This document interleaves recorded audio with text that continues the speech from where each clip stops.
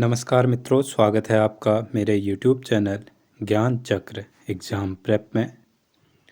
जैसा कि हमने UKSSC 1 series for all exam चलाई है, जिसका क्रैश कोर्स का आज डे 8 है। इसके अंतर्गत हम हिंदी में हिंदी अंक शब्द संरचना के अंतर्गत जो वर्ण और अक्षर टॉपिक दिए हैं सिलेबस में वो पढ़ेंगे, और GK GS में मानवाधिकार और दक्षिण एशिया की समस्याएं ये टॉपिक पढ़ेंगे, और उत्तराखंड ज्योग्राफी में उत्तराखंड की खनिज संपदा पढ़ेंगे, जो आपके आगामी सभी एग्ज़ाम के लिए लाभदायक होंगे।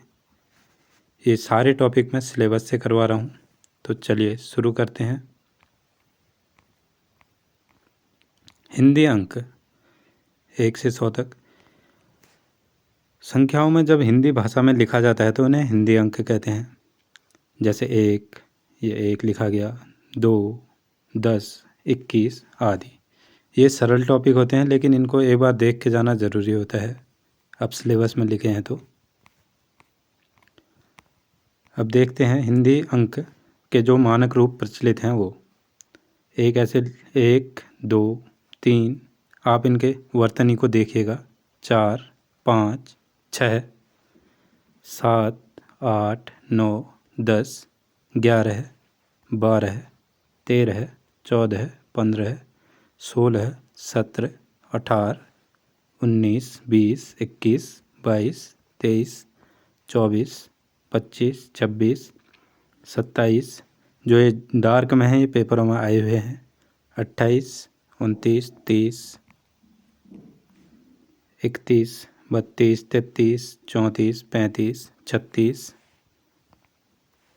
37, 38, 39, 40, 41, 42, 43, 44, 45, 46, 47, 48, 49, 49 नहीं होता है, 49, 50, 51, 52, 53, 53 नहीं होता है, 53 होता है, 54, 55, 56, 57, 58, 59, 60, 61, 62, 63, 64, 65, 66, 66 नहीं होता है, 66 होता है, 67, 68, 69, 70, 71, 72, 73, 74, 75, 76, 77, 78, 79, 80, 81, 82, 83, 84, 85, 86,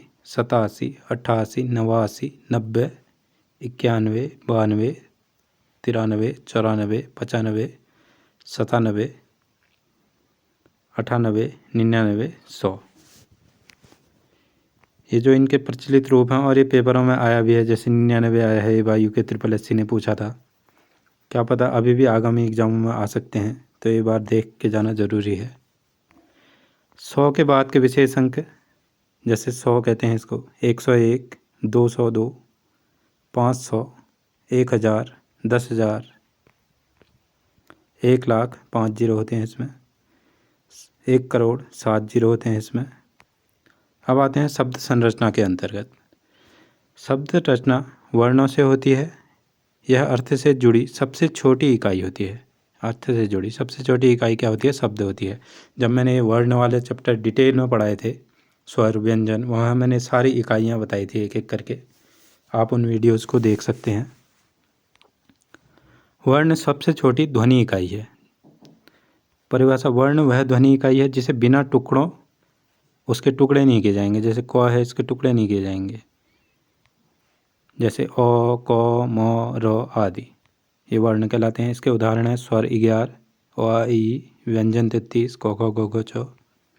ये मैंने डिटेल में पढ़ाए हैं। इनके सब उच्चारण स्थान भी बताए हैं, आप देख सकते हैं उनको। अक्षर किसे कहते हैं? उच्चारण की इकाई। वो तो ध्वनि की इकाई थी वर्ण, ये उच्चारण की इकाई होती है। परिभाषा क्या है? अक्षर एक एकक है जो उच्चारण में एक बार बोला जाए, जिसमें एक से अधिक वर्ण हो सकते हैं। चलिए अंतर समझते हैं इनमें। सबसे छोटी इकाई ध्वनि आधारित वर्ण कहलाएगी। उच्चारण की बोलचाल आधारित सबसे छोटी इकाई अक्षर कहलाएगी। जैसे क, म, अ, क्री, आ, क्री, प्र, ग्र, इनके अंदर और अक्षर भी छुपे हैं ना। तब जब इसके अगली वीडियो में वर्ण विच्छेद पर लाऊंगा तो उसमें हम इसको अच्छे से समझ जाएंगे, इससे सवाल आते भी हैं। उदाहरण से समझें, जैसे प्रकाश, वर्ण क्या क्या है, जैसे प, र, क, आ, स, ये वर्ण विच्छेद है। कल को समझेंगे इसको अच्छे से। अक्षर प्र, का, स, 3 अक्षर हैं इसके अंतर्गत। टॉपिक में थे तो मैंने समझा दिए हैं। अब शुरू करते हैं उत्तराखंड। उत्तराखंड की खनिज संपदा। उत्तराखंड खनिज की दृष्टि से एक मध्यम श्रेणी का राज्य है। यहाँ शिवालिक व लघु हिमालय श्रेणी में के सैलों दूनों नदी घाटियों में खनिज उपखनिज पाए जाते हैं। शिवालिक और लघु हिमालय आप समझ रहे होंगे, मैप में मैंने समझा रखे हैं, एक बार देख लेना उन वीडियोज़ को भी। उपखनिज पाए जाते हैं। राज्य में खनिज की खोज सर्वेक्षण हेतु भूतत्व और खनिज कर्म निदेशालय का गठन किया गया है। राज्य में पाए जाने वाले प्रमुख खनिज उपखनिज इस प्रकार हैं, पढ़ते हैं चलो। चूना पत्थर, लाइमस्टोन, इसका उपयोग सीमेंट निर्माण में किया जाता है, चूना उद्योग में किया जाता है। इसके मुख्य जिले व स्थान, देहरादून के कालसी के अंदर मंदारम और बारकोट क्षेत्र में उत्तम किस्म का चूना पत्थर मिलता है। डोईवाला से 25 किलोमीटर नॉर्थ ईस्ट में भी अच्छे किस्म का चूना पत्थर मिलता है। ऋषिकेश क्षेत्र के नीलकंठ, पटरानो, बेली, बढ़ासी में उत्तम किस्म मतलब चूना पत्थर मिलते हैं, उत्तम किस्म के। मसूरी में क्रीम रंग का सख्त चूना पत्थर के भंडार हैं। टिहरी के लोरानी, आगरखाल, नागिनी, नरेंद्र नगर में चूना पत्थर के भंडार हैं। पौड़ी के ऊखीमठ तहसील, अलकनंदा घाटी, पिंडर घाटी, लोहवा पट्टी में भी चूने पत्थर के भंडार हैं। चमोली के पीपल कोठी और रुद्रप्रयाग में सर्वोत्तम श्रेणी के चूना पत्थर और डोलामेट पाए जाते हैं। अल्मोड़ा, नैनीताल, पिथौरागढ़ के गंगोली हाट में भी चूना पत्थर पाए जाते हैं। चूना पत्थर लगभग सब जगह मिलता ही है। संगमरमर, इसका उपयोग सजावट में, भवन निर्माण में, आपने देखा होगा टाइल्स लगे रहती हैं, या संगमरमर जैसे ताजमहल बना है संगमरमर से, मारकाना की खानों से लाए हैं वो राजस्थान से।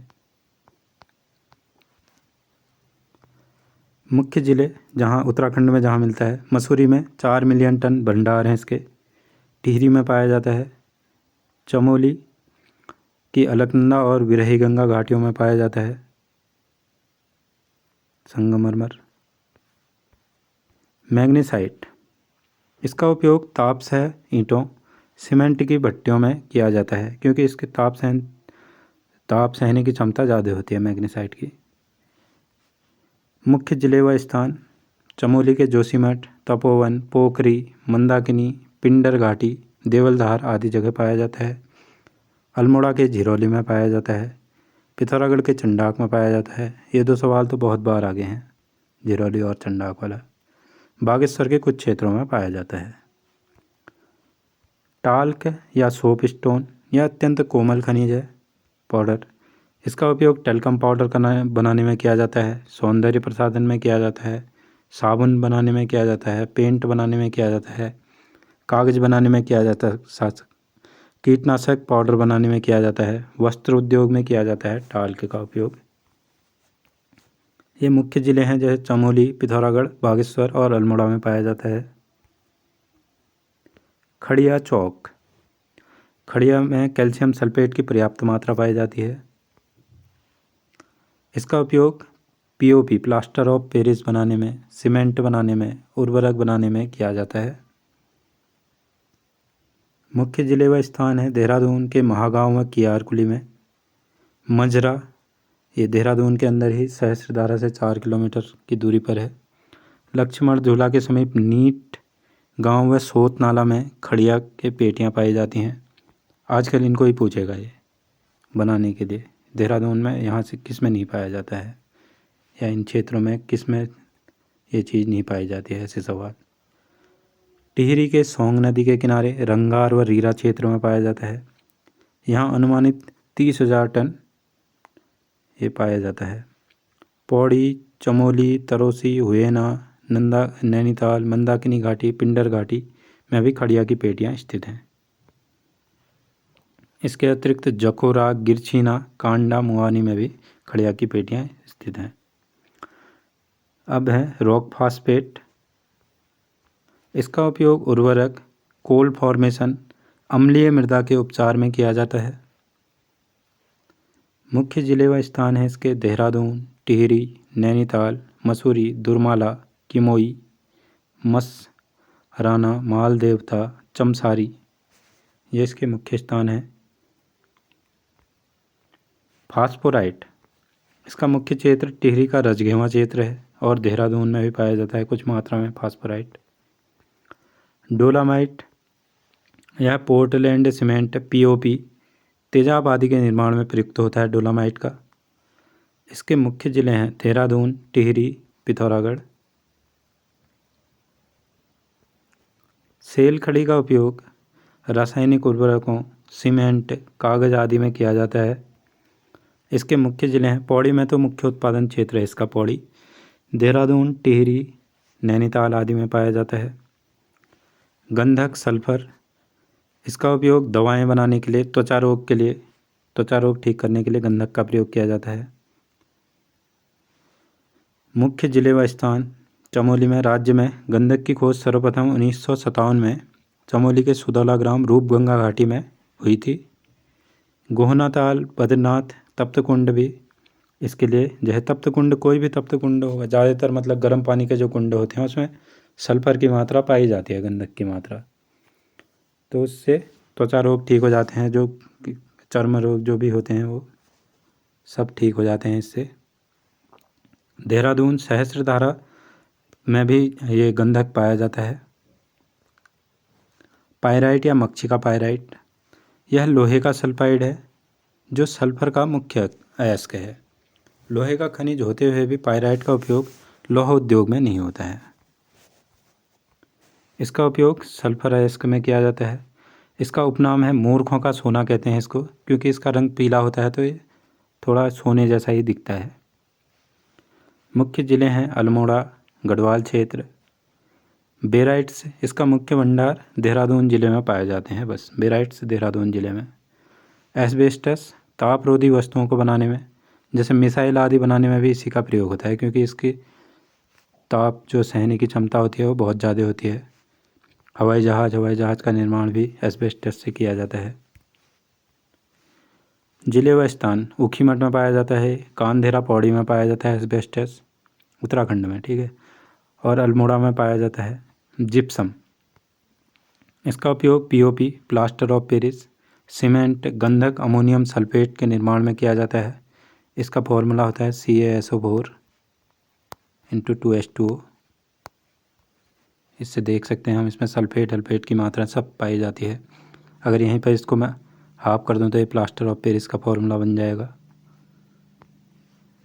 मुख्य जिले व स्थान हैं देहरादून का धपीलाया, खियारकुली गांव, टिहरी पौड़ी में खेरा, मधुदानी, नरेंद्र नगर, खरारी घाटी, लक्ष्मण झूला आदि जिप्सम के लिए प्रसिद्ध हैं। नैनीताल का खुरपाताल, मझरिया और अल्मोड़ा में भी जिप्सम पाया जाता है। लोहा, उत्तराखंड में 2 प्रकार का लोहा पाया जाता है, हेमेटाइट और मैग्नेटाइट। इसके मुख्य जिले व स्थान हैं नैनीताल के काला ढूंगी और रामगढ़ में पाया जाता है। पौड़ी, टिहरी, अल्मोड़ा में भी पाया जाता है लोहा। गढ़वाल के चांदपुर पट्टी, दूधातोली, चोपड़ा आदि जगहों में भी पाया जाता है।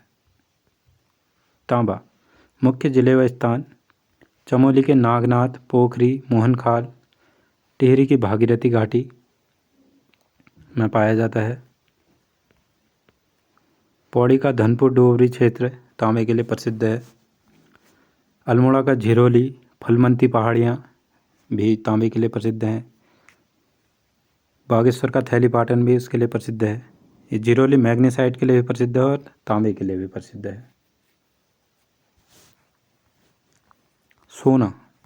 सोना शारदा, रामगंगा, अलकनंदा, पिंडर आदि नदियों के बालू में पाया जाता है, तो कम मात्रा में ही मिलता है सोना, इतना तो मिलता नहीं है यहाँ।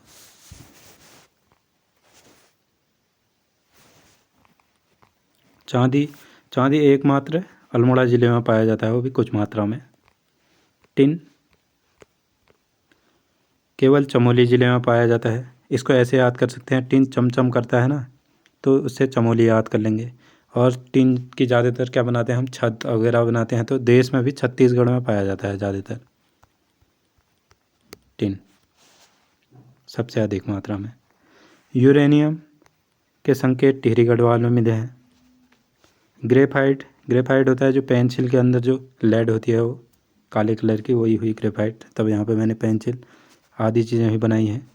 इनको बनाने में काफ़ी मेहनत लगती है, तो दोस्तों इसको लाइक करें, शेयर करें, जिससे कि मैं कंटेंट और अच्छा से अच्छा बना पाऊँ। आप लोगों का अगर प्यार मिलेगा तो। इसका उपयोग स्नेहक के रूप में भी किया जाता है। अल्मोड़ा, पौड़ी, नैनीताल, देहरादून आदि ज़िलों में भी पाया जाता है। बेस मेटल्स पाए जाते हैं अल्मोड़ा, चमोली, देहरादून, नैनीताल, टिहरी, पौड़ी, पिथौरागढ़ आदि में। पाथर और पटाल यह प्रचुर मात्रा में अल्मोड़ा में पाया जाता है। मकानों की छत, घरों के आंगनों, सड़क निर्माण में किया जाता है। अल्मोड़ा में इसकी एक सड़क भी है, वो लाल बाज़ार वाली, ज़्यादातर अल्मोड़ा में मिलता है। और ऐसे वाले मकान जो होते थे पुराने ज़माने के हमारे, उनमें जो ऊपर काले कलर का ऐसे पत्थर लगे रहते थे, वही हुए पाथर। सिलिका सैंड यह पिथौरागढ़, अल्मोड़ा, देहरादून, उत्तरकाशी, टिहरी, पौड़ी ज़िलों में सिलिका सैंड पाया जाता है। पिथौरागढ़ के चंडाक, देवलगढ़, रालम, भैंसवाल आदि स्थानों में सीसा मिलता है। अल्मोड़ा के राई, चेना पानी पट्टी, खराही, विलोन क्षेत्रों में तथा देहरादून के टोंस घाटी क्षेत्र में कुमाबुरैल तथा मुगहल में सीसा पाया जाता है। अब कुछ खनन विरोधी आंदोलन हुआ था 1978 में। इसे खीराकोट आंदोलन भी कहते हैं। खीराकोट में हुआ था ये, अल्मोड़ा में। इसका नेतृत्व किया था मालती देवी और राधा बहन भट्ट ने। राधा बहन भट्ट को अभी 2025 में पद्मश्री पुरस्कार से भी सम्मानित किया गया, 2 दंपति के साथ। उन दंपति का नाम मैंने वीडियो बताई है, तो आप कमेंट करेंगे। इसका परिणाम क्या हुआ कि 1982 में जो खनन कंपनियां थी उनके लाइसेंस रद्द कर दिए गए। जो यहाँ खीराकोट में खनन कर रही थी उनके लाइसेंस रद्द कर दिए गए इस आंदोलन के बाद। महत्वपूर्ण नीतियाँ, खनन नीति 4 अप्रैल 2001, ये भी बहुत बार आया है पेपर में। वन क्षेत्र में स्थित खदान में खनन कार्य उत्तरांचल वन विकास निगम करता है। अगर जो वन क्षेत्र होगा उसमें कौन करता है, ऐसे आएगा तो वन विकास निगम करता है।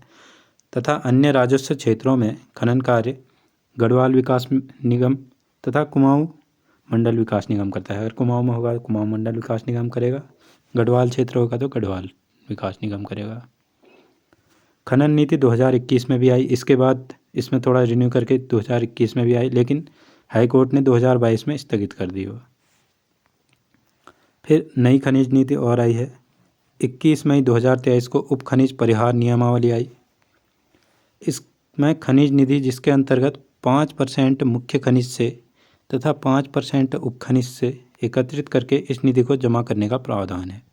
मतलब कि मुख्य खनिज का भी 5% और जो उप खनिज से भी 5% एकत्रित करके एक खनिज निधि बनाई जाएगी।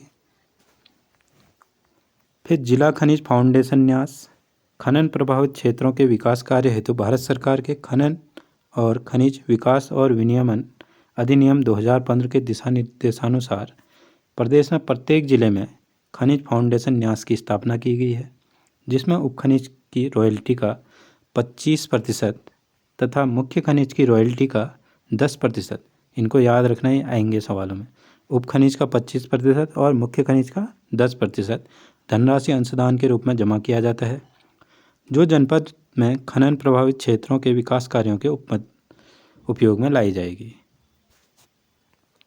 इनको लेंगे और जो खनन प्रभावित क्षेत्र होंगे वहाँ इसको उपयोग करेंगे, इससे विकास कार्य करेंगे वहाँ। वन स्टेट रॉयल्टी 2023 में आई है। इसमें जो भी खनिज होगा उसको 7 रुपये प्रति क्विंटल के हिसाब से सरकार लेगी हमसे रॉयल्टीज़ की। प्रदेश में 65 से 70% उप खनिजों का उत्खनन आरक्षित वन क्षेत्रों से निकलने वाली नदियों से किया जाता है। जो भी आरक्षित वन हैं उनमें से जो नदियाँ निकलती हैं उनमें ही ये खनन किया जाता है। वन क्षेत्र में पर्यावरण मंत्रालय की अनुमति जरूरी है। वहाँ पर ऐसे भी दे देगा कि वन मंत्रालय की मंजूरी ज़रूरी है, या पर्यावरण मंत्रालय की या कोई भी मंत्रालय दे देगा, तो याद रखना कि पर्यावरण मंत्रालय की अनुमति जरूरी है। 4 नदियों में खनन हेतु पर्यावरण मंजूरी 23 फरवरी 2023 को दी गई। केंद्रीय वन एवं पर्यावरण मंत्रालय द्वारा दी गई ये मंजूरी। वो नदियाँ कौन कौन सी हैं ये पेपर में आएगा। गोला नदी है, इसमें 1473 हेक्टेयर में खनन किया जाएगा। शारदा नदी में 384.89 हेक्टेयर में, कोसी 181 हेक्टेयर, दापका 112 हेक्टेयर। तो याद रखना गोला, शारदा, कोसी, दापका। इन नदियों में क्या होगा कि अगले 5 वर्षों तक जो भी महत्वपूर्ण खनिज रेता, बालू, बोल्डर खनन तथा निकासी पर्यावरण की मंजूरी प्रदान की गई है। इससे क्या होगा कि जो वहाँ पर रहने वाले लोग हैं उनको रोज़गार मिलेगा और अवैध खनन जो होता है उसमें भी गिरावट होगी थोड़ी। अब आ जाते हैं जनरल अवेयरनेस के जीके जीएस के टॉपिक में। मानवाधिकार, ह्यूमन राइट्स। मानवाधिकार हो गया। मानवाधिकार वे मूलभूत अधिकार हैं जो प्रत्येक व्यक्ति को जन्म से प्राप्त होते हैं, चाहे वह किसी भी जाति के धर्म का हो, भाषा, लिंग, राष्ट्र, वर्ग से संबंध रखता हो। इसकी मुख्य विशेषताएं क्या हैं? ये सार्वभौमिक हैं। सार्वभौमिक मतलब सभी जगह लागू होंगे। ये अविच्छेद्य हैं, मतलब इनका इसको किसी से लिया नहीं जा सकता है। अविच्छेद्य मतलब इनलाइनेबल। ये प्राकृतिक होते हैं, सभी स्थानों में समान रूप से इक्वलिटी बेस्ड होते हैं। मुख्य मानवाधिकार के उदाहरण हैं जीने का अधिकार, राइट टू लाइफ, अभिव्यक्ति की स्वतंत्रता का अधिकार। इनके अनुच्छेद भी आप पढ़ लेना पॉलिटी में, या जिस टाइम मैं पढ़ाऊँगा उस टाइम बताऊँगा। ये 19 हो गया, ये 21 हो गया। धर्म और विचार की स्वतंत्रता का अधिकार 25, न्याय पाने का अधिकार, शिक्षा का अधिकार 21 को, यातना से मुक्ति, सम्मानपूर्वक जीवन का अधिकार। ये कुछ मानव के अधिकार हैं जो हर जगह लागू होते हैं। मानवाधिकारों की सार्वजनिक घोषणा UDHR, universal declaration of human rights. यहाँ से आए हैं सवाल। अभी मैं PYQs भी लाया हूँ नीचे, तो उनको भी देखेंगे हम। इन वीडियोज़ को आप लोग फर्स्ट में ही स्किप कर दे रहे हैं, हिंदी के बाद ही पूरा देखिए, आप लोगों को बहुत ही बेनिफिट होगा। एक बार देख के देखिए, करके देखिए थोड़े दिनों मेरे कहे जैसा भी। इसकी घोषणा की तिथि है 10 दिसंबर 1948। इसका स्थान है पेरिस और फ्रांस में की गई इसकी स्थापना। ये मानवाधिकारों की सार्वजनिक घोषणा की तिथि 10 दिसंबर 1948 और स्थान है पेरिस, फ्रांस। घोषणा करने वाला संगठन था संयुक्त राष्ट्र महासभा। इसके महत्वपूर्ण तथ्य, जब यह पहली बार था जब वैश्विक स्तर पर मानवाधिकारों के एक संगठित दस्तावेज के रूप में प्रस्तुत किया गया। इसमें 30 अनुच्छेद हैं जो प्रत्येक व्यक्ति को सामाजिक, राजनीतिक, सांस्कृतिक और आर्थिक अधिकारों को परिभाषित करते हैं। इसके मुख्य उद्देश्य हैं सभी देशों में मानवाधिकारों की रक्षा, संरक्षण और प्रोत्साहन हेतु प्रेरित करना, भविष्य में होने वाले अत्याचारों, नरसंहारों को रोकना। इसके मुख्य उद्देश्य हैं, ठीक है, मानवाधिकारों के। 10 दिसंबर को विश्व मानवाधिकार दिवस मनाया जाता है। मानवाधिकारों के उल्लंघन को रोकने हेतु संयुक्त राष्ट्र के प्रयास। संयुक्त राष्ट्र में पहला है मानवाधिकार परिषद, UNHRC की स्थापना की गई 2006 में। इसके कार्य हैं कि विश्व में हो रहे मानवाधिकारों के हनन की निगरानी करना, देशों में जांच दल भेजना, रिपोर्ट की जारी करना, सिफारिशें देना। अंतर्राष्ट्रीय आपराधिक न्यायालय ICC, इसकी स्थापना 2002 में की गई। इसके कार्य हैं मानवता के विरुद्ध अपराधों, युद्ध अपराध, नरसंहार, जातीय सफाया आदि में आरोपियों पर मुकदमा चलाना।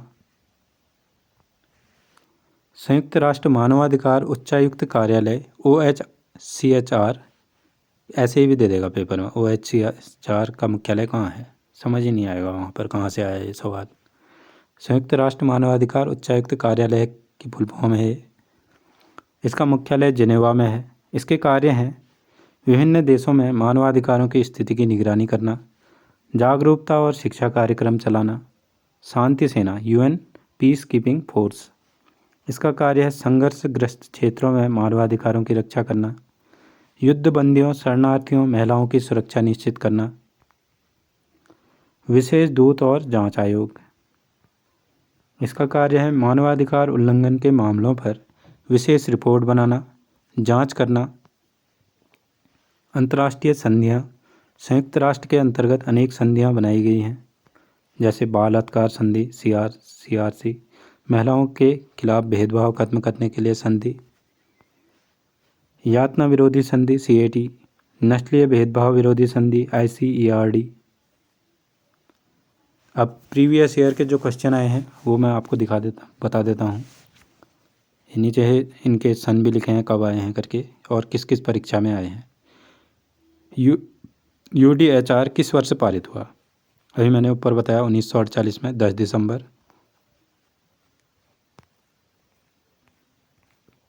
मानवाधिकारों की सार्वभौमिक घोषणा में कितने अनुच्छेद थे? 30 थे। मानवाधिकार दिवस मनाया जाता है 10 दिसंबर को, क्योंकि इसी दिन लागू हुआ। UN की कौन सी संस्था मानवाधिकारों की निगरानी करती है? मानवाधिकार परिषद। OHCHR का मुख्यालय कहाँ स्थित है? जिनेवा, स्विट्जरलैंड में। सवाल में कह रहा था ऐसे आएगा, CGL में पूछा गया है। बाल अधिकार संरक्षण का संयुक्त राष्ट्र संधि कब अस्तित्व में आई? 1989 में आई। UDHR किस अंतर्राष्ट्रीय संगठन की पहल पर बना था? संयुक्त राष्ट्र संघ। मानवाधिकार सार्वभौमिक घोषणा का आधार क्या था? दूसरे विश्व युद्ध के अत्याचारों की मानवता विरोधी घटनाओं को इसका आधार था। अब एक और टॉपिक दिया है उसमें, दक्षिण एशिया की समस्याएं। हमने सार्क तो पढ़ लिया था, अब इसको भी पढ़ लेते हैं। Problem of south Asia. South Asia में शामिल देश हुए भारत, पाकिस्तान, नेपाल, भूटान, बांग्लादेश, श्रीलंका, अफगानिस्तान, मालदीव, हमारे सभी पड़ोसी। एवं इनको मैप में भी देखना। मुख्य समस्या क्या है? पहली समस्या है सीमा विवाद। भारत पाक सीमा, कश्मीर में हमेशा होते ही रहता है लड़ाई। भारत चीन LAC। नेपाल सीमा विवाद, रोटी बेटी की संधि है, लेकिन नेपाल भी कभी कभी चीन के कहे में लग जाता है। आतंकवाद, पाकिस्तान की प्रायोजित आतंकवाद, तालिबान, जो आजकल ही देख रहे थे आप, हमला किया जब। जल विवाद, सिंधु जल संधि, पानी रोक दिया था इस बार। भारत पाक, ब्रह्मपुत्र नदी तो भारत चीन सीमा के उधर पर है, तो इसमें भी विवाद होते रहता है। सिंधु जल संधि भारत और पाक के बीच में है। आप मुझे कमेंट में बताएंगे कि सिंधु नदी में कौन सी नदियाँ भारत के पास हैं, कौन सी नदियाँ पाकिस्तान के पास हैं। गरीबी, बेरोजगारी, विशेष रूप से बांग्लादेश, नेपाल, पाकिस्तान, कैसे हालत हैं आपको पता ही है। शिक्षा स्वास्थ्य संकट, स्वास्थ्य सेवाओं में कमी, बाल शिक्षा में अंतर, लड़कियों को कम शिक्षा दी जाती है कुछ क्षेत्रों में। राजनीतिक अस्थिरता, अफगानिस्तान में आपने देखा ही होगा कुछ टाइम पहले। श्रीलंका, पाकिस्तान, बांग्लादेश के कैसे हाल हुए थे आपने देखे ही होंगे। सार्क की निष्क्रियता, सदस्य देशों के मतभेद के कारण। सदस्य देश जो हैं इसके अंदर जो भी हैं, 8 देश मैंने आपको बताए थे, उसकी ट्रिक भी बताई थी मैंने, MBBS स्पेन। इसके अंतर्गत जो भी देश हैं इनमें आपसी में मतभेद है, तो ये सार्क भी निष्क्रिय ही रहता है ज़्यादातर। इसके जो सवाल आए हैं, सार्क की वीडियो आप देख लीजिएगा। PYQ अवेयरनेस, मतलब PIQ विथ आंसर। दक्षिण एशिया के देशों का साझा समस्या पर प्रकाश डालिए। ये देखो UPSC 2022 में पूछा गया है।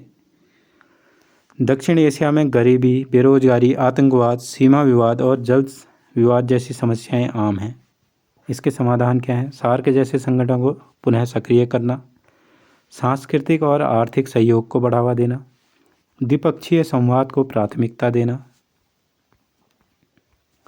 भारत पाक संबंधों के विवाद के प्रमुख बिंदुओं की विवेचना कीजिए। ये सवाल तो अभी रिपीट भी हो सकता है, क्योंकि आजकल चल ही रहे हैं विवाद। भारत पाक संबंध ऐतिहासिक रूप से संघर्षपूर्ण रहे। मुख्य विवाद कश्मीर मुद्दा, सीमा पार आतंकवाद, सियाचिन और LOC पर संघर्ष, सिंधु जल संधि पर मतभेद, सिंधु नदी जल समझौता 1960 का है। समाधान वार्ता क्या है? इसका समाधान क्या है? बात करके, व्यापारिक सहयोग से, सार्क मंच का प्रयोग करके, सभी जितने पड़ोसी हैं उन सबको इकट्ठा करके। बोनस फैक्ट, सॉल्ट और स्टार्ट, ये मैं परसों कह रहा था, इनके बारे में बता रहा था मैंने, उस टाइम फुल फॉर्म लिखी नहीं थी उधर पर। साल्ट फर्स्ट की फुल फॉर्म है strategic arm limitation talk, 1972 USA और यूएसएसआर में इसकी स्थापना हुई। स्ट्रेटेजिक आर्म रिडक्शन ट्रीटी 1991 में हुई, यूएसए और रसिया। सार्क की स्थापना 1985, मुख्यालय काठमांडू में है। UN peace keeping mission, Bharat सबसे बड़ा सहयोग करता है, योगदान करता है इसमें। भारत कहता है कि हम कभी भी आतंकवाद का सहयोग नहीं करेंगे और शांति से अगर मुद्दे संभल सकते हैं तो हम संभालने की कोशिश करेंगे। तो कैसी लगी आज आपको वीडियो, कमेंट में ज़रूर बताएं और इसको ज़्यादा से ज़्यादा शेयर करें उन दोस्तों के पास जिनको इसकी बहुत ज़रूरत है। तो थैंक्स फॉर वॉचिंग। ऐसी ही वीडियोस के लिए लाइक करें, सब्सक्राइब करें मेरे ज्ञान चक्र चैनल को। धन्यवाद।